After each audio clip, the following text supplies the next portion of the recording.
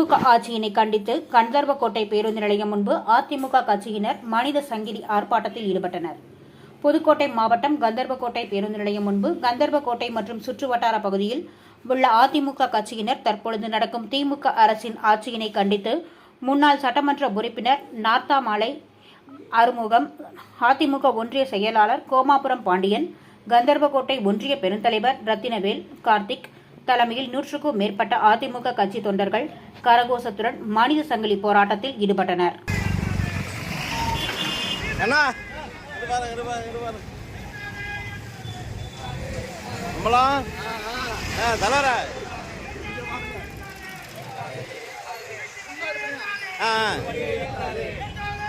நான் போய்கிறேன்.